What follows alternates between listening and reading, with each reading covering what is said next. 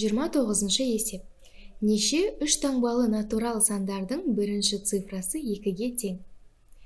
3 таңбалы натурал сандар ол 2-ден басталатын, бірінші цифрасы 2-ден басталатын, бұл 200-ден басталады.